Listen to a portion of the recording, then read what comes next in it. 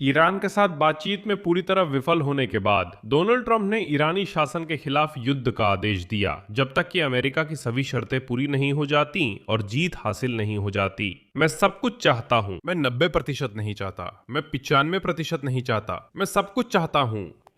मेरा मानना है कि ईरान दोबारा बातचीत करेगा और हमारी सभी मांगे मानेगा। आज डोनाल्ड ट्रंप ने बड़ा बयान दिया जब बातचीत पूरी तरह विफल हो गई। अमेरिकी सेना की केंद्रीय कमान ने जलडमरू मध्य क्षेत्र में ईरान की नाकाबंदी के लिए सैन्य जहाज भेजे हैं। ट्रंप ने हरमुज जलडमरू मध्य की पूरी नाकाबंदी की घोषणा की है। अमेरिका और ईरान के बीच 21 घंटे की बातचीत बिना किसी समझौते के खत्म हो गई। इसी कारण डोनाल्ड ट्रंप ने कहा सैन्य कार्रवाई दोबारा तेज हो रही है और यहां तक धमकी दी कि ईरान को एक दिन में नष्ट कर देंगे। लेकिन शायद आप सोच रहे होंगे कि डोनाल्ड ट्रंप के लिए हार्मुज जलडमरू मध्य को ब्लॉक करना क्या मायने रखता है जब वो पहले ही ईरानियों द्वारा ब्लॉक हो चुका है। इसी दिलचस्प सवाल का और सिर्फ इसी का नहीं, हम इस एपिसोड में जवाब देंगे। मेरा नाम अलेक्सई पिचिए है। आइए इस विषय पर साथ में चर्चा करें। लेकिन शुरू करने से पहले आपसे अनुरोध है कि इस चैनल को सब्सक्राइब करें, इस एपिसोड को लाइक करें, कोई भी अपनी टिप्पणी जरूर लिखें। मेरे टेलीग्राम चैनल पेचिए न्यूज को सब्सक्राइब करें, लिंक वीडियो के डिस्क्रिप्शन में है। वहां हम ताज़ा खबरें तुरंत डालते हैं। I could take out Iran in one day. तो अब आइए सब कुछ क्रम से समझते हैं। अमेरिका और ईरान के बीच शनिवार 11 अप्रैल को पाकिस्तान में हुई बातचीत बिना किसी नतीजे के खत्म हो गई। प्रमुख मतभेद है कि ईरान चाहता है उसे हार्मुज जलडमरू मध्य पर नियंत्रण और समृद्ध यूरेनियम का भंडार रखने दिया जाए। ये गतिरोध पिछले हफ्ते हुई 2 सप्ताह की युद्ध विराम संधि को खतरे में डालता है और लड़ाई फिर से शुरू होने और उसके बढ़ने का जोखिम पैदा करता है। अमेरिका के उपराष्ट्रपति जेडी वेंस, जिन्होंने ईरानियों के साथ बातचीत का नेतृत्व किया था, ने कहा कि दोनों पक्षों ने 21 घंटे तक गंभीर चर्चा की, लेकिन वे मतभेदों को दूर नहीं कर सके। आगे जेडी वेंस का उद्धरण है। ईरान के लिए ये अमेरिका से ज्यादा बुरी खबर है। हमने अपनी लाल रेखाएं साफ बताईं, लेकिन उन्होंने शर्तें नहीं मानी। वॉशिंगटन तेहरान से दीर्घकालिक और ठोस प्रतिबद्धता चाहता है कि वह परमाणु हथियार हासिल करने या उसे जल्दी बनाने के साधनों की कोशिश नहीं करेगा। हमें ये अभी तक नहीं दिखा, लेकिन उम्मीद है आगे दिखेगा। अमेरिकी पक्ष लचीला और समझौतावादी रहा है। उसने ईमानदारी से बातचीत की है, हालांकि कोई महत्वपूर्ण प्रगति हासिल नहीं हो सकी है। हम पहले ही 21 घंटे बिता चुके हैं और हमने ईरानियों के साथ कई महत्वपूर्ण चर्चाएं की हैं। यह अच्छी खबर है। बुरी खबर यह है कि हम किसी समझौते पर नहीं पहुंच सके और मुझे लगता है कि ये ईरान के लिए अमेरिका की तुलना में कहीं ज़्यादा बुरी खबर है। इसलिए हम संयुक्त राज्य अमेरिका वापस लौटेंगे और बिना किसी समझौते के हमने बहुत स्पष्ट कर दिया है कि ये हमारी लाल रेखाएं हैं जिनका हम पालन करने के लिए तैयार हैं और जिनका पालन करने के लिए हम तैयार नहीं हैं। जेडी वेंस के इस बयान के तुरंत बाद कई ईरानी मीडिया संस्थानों ने कहा कि वार्ता की विफलता का कारण अमेरिका की अवास्तविक स्थिति और उनकी अत्यधिक मांगे हैं। प्रतिनिधिमंडलों ने कई प्रारूपों में वार्ता के कई दौर किए और अब जेडी वेंस ने बताया कि अमेरिकी समूह ने राष्ट्रपति डोनाल्ड ट्रंप से कई बार सलाह मशविरा किया। विदेश मंत्री मार्को रूबियो, युद्ध मंत्री पीट हेग्सेथ, अमेरिका के वित्त मंत्री स्कॉट बेसेंट और अमेरिकी सेंट्रल कमांड के कमांडर जनरल ब्रैड कूपर के साथ। और ये सारी बातचीत 21 घंटे तक चलती रही। आखिरकार ये साफ हो गया कि ईरान को पूरी तरह यकीन है कि वो अभी भी लड़ सकता है, वैसे ही जैसे अमेरिका को भी। वो हुआ जो साफ था। दोनों पक्षों की एक दूसरे से अधिकतम मांगे थीं और वे बातचीत में एक दूसरे की बात बिल्कुल नहीं सुन रहे थे। ऐसे दुश्मन से समझौता करना नामुमकिन है जिसे पूरा यकीन हो कि या तो वो जीत जाएगा या अपने विरोधी से ज्यादा टिकेगा। और अब बातचीत की नाकामी के बाद ट्रंप ने कार्रवाई शुरू कर दी। सबसे पहले ट्रंप को अमेरिका की जीत पर पूरा भरोसा है। उन्होंने कहा, उद्धरण है, मैं सब कुछ चाहता हूं। मैं 90% नहीं चाहता। मैं 95% नहीं चाहता। मैं सब कुछ चाहता हूं। मैं भविष्यवाणी करता हूं कि ईरान बातचीत में फिर लौटेगा और हमें हमारी मांगे मान लेगा। उनके पास कोई ट्रंप कार्ड नहीं है। बाद में डोनाल्ड ट्रंप ने कहा कि अमेरिकी नौसेना होर्मुज जलडमरू मध्य की समुद्री नाकाबंदी शुरू करेगी। तैयार हो जाइए, डोनाल्ड ट्रंप का बड़ा उद्धरण आने वाला है। तो हमारे पास यही है। बैठक अच्छी रही, ज्यादातर मुद्दों पर सहमति बन गई, लेकिन एकमात्र सच में महत्वपूर्ण मुद्दे यानी परमाणु मुद्दे पर नहीं बन पाई। अमेरिका की नौसेना, जो दुनिया में सबसे बेहतरीन है, तुरंत उन जहाजों की नाकाबंदी शुरू कर देगी जो अंदर आने की कोशिश करेंगे। किसी न किसी समय हम उस सिद्धांत पर आ जाएंगे कि सभी को अंदर आने की अनुमति है, सभी को बाहर जाने की अनुमति है। लेकिन ईरान इसे नहीं मानता, बस कहता है कहीं कोई माइन हो सकती है जिसके बारे में सिर्फ वही जानते हैं। ये वैश्विक ब्लैकमेल है। मैंने नौसेना को आदेश दिया है कि वे अंतर्राष्ट्रीय जल क्षेत्र में हर उस जहाज को खोजें और रोकें जिसने ईरान को शुल्क दिया है। जो अवैध शुल्क देगा उसे खुले समुद्र में सुरक्षित रास्ता नहीं मिलेगा। हम जलडमरू मध्य में ईरानियों की बारूदी सुरंगें नष्ट करना भी शुरू करेंगे। जो भी ईरानी हम या किसी शांतिपूर्ण जहाज पर गोली चलाएगा नष्ट होगा। ईरान जानता है कि इस स्थिति को कैसे खत्म किया जाए जिसने उनके देश को तबाह किया है। उनका बेड़ा नष्ट हो चुका है, उनकी वायुसेना नष्ट हो चुकी है, उनकी वायु रक्षा और रडार बेकार हो चुके हैं। खुमैनी और उनके अधिकांश नेता मर चुके हैं। ये सब उनकी परमाणु महत्वाकांक्षा के कारण है। खुमैनी को याद रखें।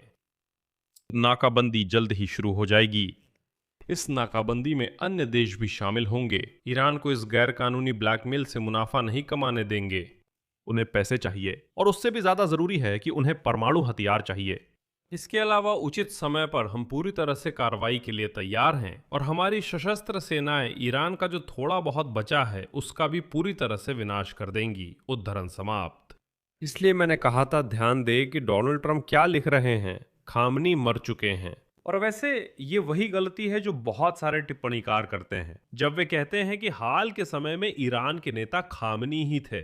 ये एक बड़ी गलती है क्योंकि असल में आखिरी नेता खामेनेई थे, न कि खामनी। खामेनी, रूहुल्लाह खामेनी का निधन 1989 में ही हो गया था। वे ईरान के इस्लामी गणराज्य के पहले नेता थे और उनके बाद खामनेई आए। यह अजीब है कि अमेरिकी राष्ट्रपति खामनेई को खामनी से मिलाकर कहते हैं कि खामनी का निधन हो चुका है। हाँ, उनका निधन 1989 में ही हो गया था। माफ कीजिए, यह सिर्फ एक छोटा सा प्रसंगांतर था। ध्यान दें कि चीनी, भारतीय और पाकिस्तानी जहाज वही कुछ जहाज थे जो तेहरान के साथ हुए समझौते के तहत जलडमरू मध्य से गुजर रहे थे। इसका मतलब है कि ट्रंप का अवरोधन का आदेश अमेरिका को टकराव के रास्ते पर ला सकता है, और वो भी इन पक्षों के साथ। फॉक्स न्यूज चैनल पर ट्रंप को याद दिलाया गया कि उन्होंने वादा किया था कि ईरान को सैन्य उपकरण देने वाले देश के सभी सामानों पर 50% शुल्क लगाएंगे। और ट्रंप ने कहा कि मत भूलिए, ये चीन पर भी लागू होता है। उद्धरण।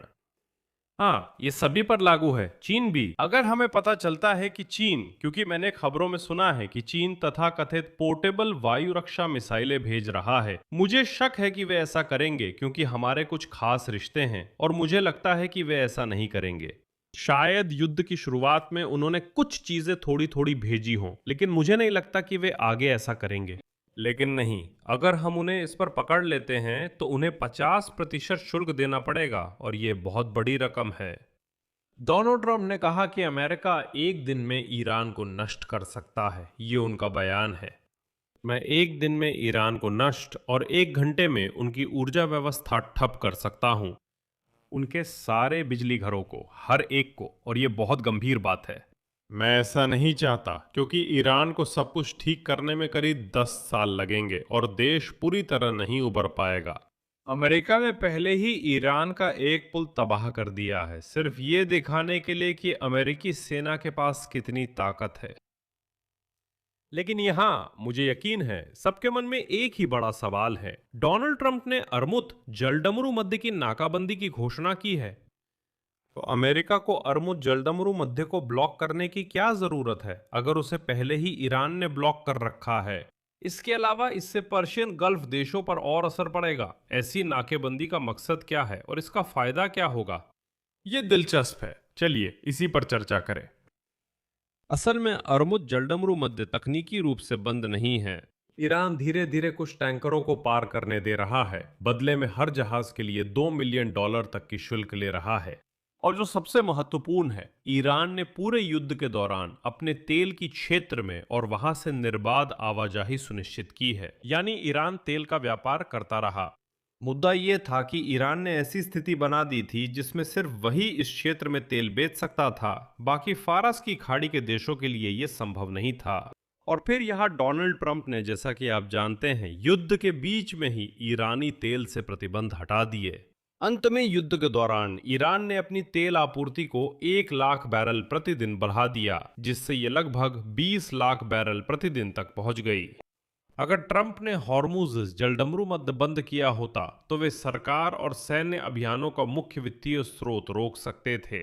ये दबाव का वो हथियार है जिसे ट्रंप प्रशासन अब तक इस्तेमाल करने की हिम्मत नहीं जुटा सका, क्योंकि जलडमरू मध्य को बंद करना, भले ही वो सिर्फ ईरानी तेल के लिए हो, पूरी दुनिया में तेल और पेट्रोल की कीमतों में तेज बढ़ोतरी का कारण बन सकता है। क्योंकि जैसा भी हो, ईरानी तेल दुनिया में मांग का एक हिस्सा पूरा करता था। इसी वजह से अमेरिकी नौसेना ने ईरानी टैंकरों को इस क्षेत्र से गुजरने की अनुमति दी थी। और अमेरिकियों ने जैसे इस बात पर आंखें मूंद ली थीं कि ईरान न सिर्फ व्यापार जारी रखे हुए है, बल्कि युद्ध के दौरान अपने तेल व्यापार को बढ़ा भी रहा है। मैं फिर दोहराता हूं, क्योंकि ट्रंप ने उन पर से प्रतिबंध हटा दिए थे और इस समय क्षेत्र से निर्यात होने वाला कोई भी तेल कम से कम आंशिक रूप से तेल की कीमतों में वृद्धि को रोकने में मदद कर सकता है। और इसी पर जैसे सारा हिसाब किताब था। मैं याद दिला दूं, ट्रंप प्रशासन ने 2018 में ईरानी परमाणु समझौते से हटने के बाद से ईरानी तेल की बिक्री को रोक दिया था। डोनाल्ड ट्रंप का पिछले महीने युद्ध के बीच ईरानी तेल पर से प्रतिबंध हटाने का फैसला एक बार फिर काफी बड़ी मात्रा में तेल को मुक्त कर गया। ये 140 मिलियन बैरल है आधिकारिक आंकड़ों के अनुसार। अमेरिका की ऊर्जा सूचना प्रशासन के अनुसार ये मात्रा दुनिया की तेल मांग को करीब 1.5 दिन ही पूरा कर सकती है, बस इतना ही। लेकिन ट्रंप के इस फैसले का उल्टा असर हुआ। प्रतिबंध हटने से ईरान को वो तेल बेचने की इजाजत मिली जो पहले प्रतिबंध के कारण नहीं बेच सकता था, ताकि वो किसके खिलाफ युद्ध का वित्त पोषण कर सके, संयुक्त राज्य अमेरिका व सहयोगियों के खिलाफ। और ईरान को इन बिक्री से काफी मुनाफा हुआ, क्योंकि वो ब्रेंट क्रूड ऑयल की कीमत से कुछ डॉलर अधिक प्रीमियम पर तेल बेच रहा था। हाँ, युद्ध में ऐसा ही होता है। ट्रंप युद्ध शुरू करते हैं जिससे तेल संकट होता है, फिर उसका हल करने के लिए विरोधी से प्रतिबंध हटा लेते हैं, जो युद्ध से पहले भी नहीं हुआ। इसके अलावा, जैसा कि आपको याद होगा, ट्रंप ने तेल बाजार बचाने के लिए रूसी तेल पर से प्रतिबंध भी हटा दिए। और यहीं पर सबसे खतरनाक पल आता है। बात यह है कि रूसी तेल पर अस्थायी प्रतिबंध हटाने की अवधि 11 अप्रैल को समाप्त हो गई, जैसा कि आप सभी जानते हैं।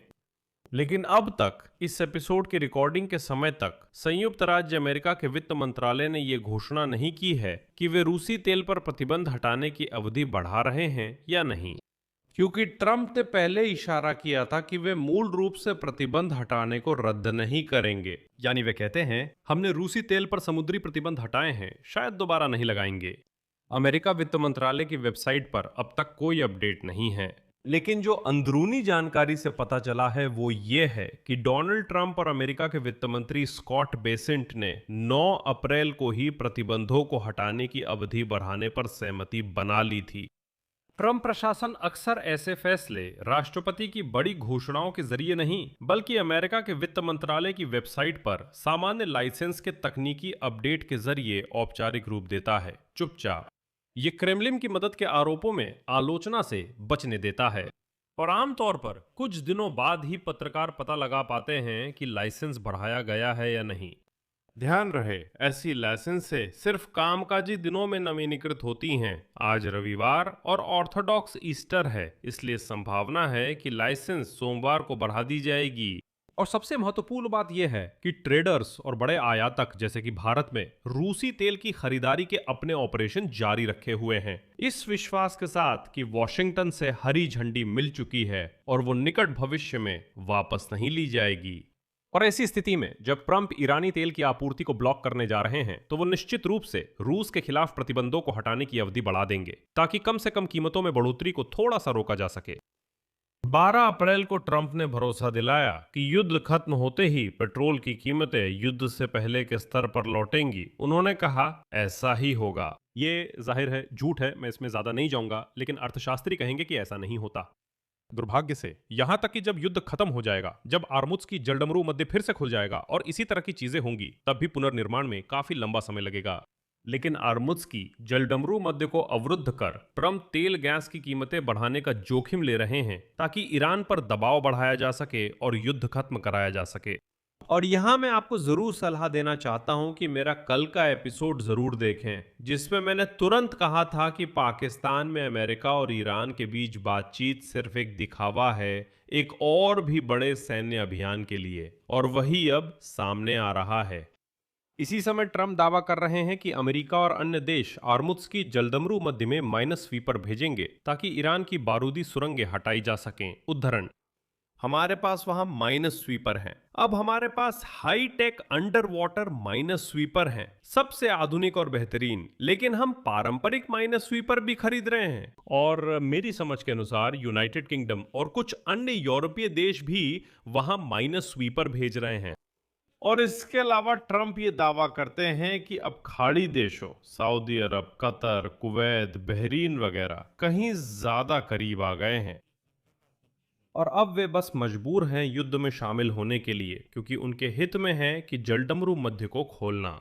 उद्धरण, ओ हाँ, खाड़ी देशों की सरकारें अब ज्यादा करीब हैं, इसलिए उन्हें ऐसा करना पड़ सकता है। लेकिन जानते हैं, वे दूर भी रह सकते थे, लेकिन ईरान ने गलती कर दी, उसने उन पर मिसाइलें दागनी शुरू कर दी।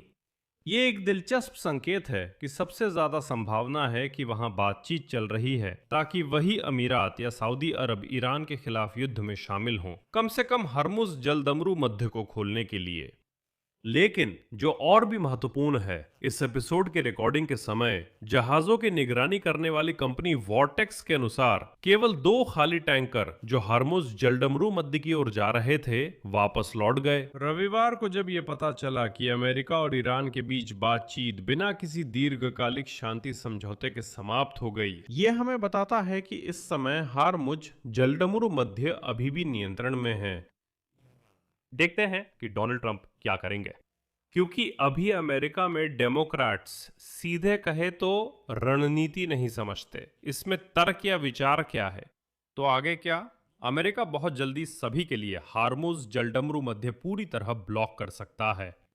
ईरान व्यापार नहीं कर सकेगा, लेकिन कौन जानता है उसकी सहन शक्ति कितनी है।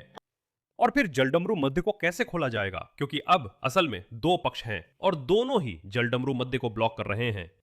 और उसे खोलेंगे कैसे, यही सवाल अभी भी बना हुआ है। इसलिए मैं यहाँ पर विराम लगाता हूँ। अपनी राय और निष्कर्ष इस एपिसोड के नीचे कमेंट्स में लिखें। चैनल सब्सक्राइब करें, बेल दबाएं और लाइक करें। अगर आप इस YouTube चैनल को सपोर्ट करना चाहते हैं तो डोनेशन या पेड सब्सक्रिप्शन के लिए डिस्क्रिप्शन में दिए लिंक या स्क्रीन पर दिख रहे QR कोड का इस्तेमाल करें। धन्यवाद। अपना ख्याल रखें। अलविदा।